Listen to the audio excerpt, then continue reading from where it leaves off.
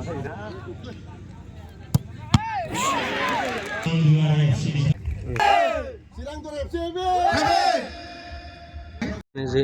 गोसोखां जोलुर बादायलायनाय बे थामथि खेब दिनै खुंफुंजाबाय बेखौ लाना मा बुंनो नोंथाङा? आंनिनो आंगोनि बिफा रुंसारि दानेश्वर बसुमतारी गोसोखां फुटबल बादायलायनायखौ थांनाय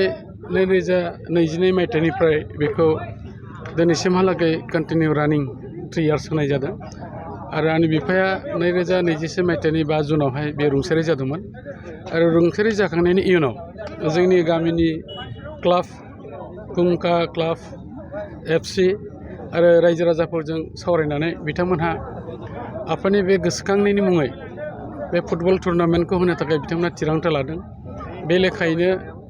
थांनाय 2022निफ्राय लानानै 23-24 मायथाइसिम बिथांमोन थांखि लानाय बादि बोसोरथाम बेखौ एखेलाहे होनाय जादों आरो देग्लाय बे जोबथा बे फुटबल टुर्नामेन्ट बादायलायनाय आरो बे बादायलायनायाव गुबैयै मोजां फुटबल एफसि बिथांमोनहा क्लाबफ्रा बाहागो लाफैदोंमोन आरो बेनि गेजेराव जोबथा जे बादायलायनाय फाइनाल बेवहाय फुंखा एफसि सुरेन्द्रपुर गामिनिनो क्लाब लोगोसेयै चिरांदर एफसि बे मोननैया नारानाथा बादायलायनायनि उनाव टाइ ब्रेकारनि गेजेरजों बिथांमोनहा देरहानो हाबाय आरो बिथांमोना देरहानायनि बान्थाखौ मोनलांनो हाबाय आरो फुंखा एफसिया जेननायनि बान्थाखौ मोनबाय। दा आंनि बुंनाय खावलायनाय बाथ्रा बेसो जे रायजो राजा बिथांमोनहा जेरैबायदि थांनाय 3 बोसोराव बे ओनसोलनि साफ्रोमबो रायजो राजाफ्रा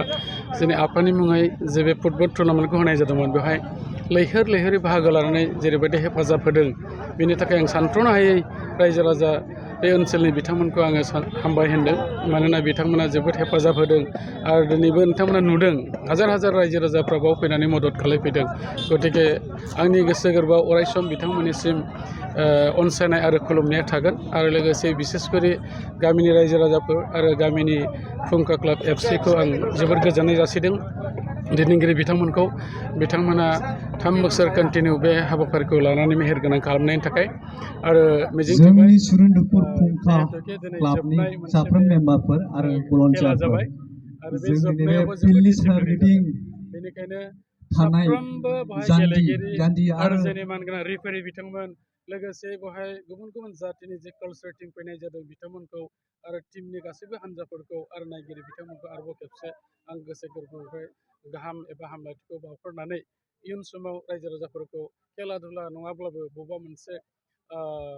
हाबाफारिनि गेजेरजों आरोबाव लैहोर लोगो मोनगोन बेखौ आं मिजिंथिनाय जाबाय।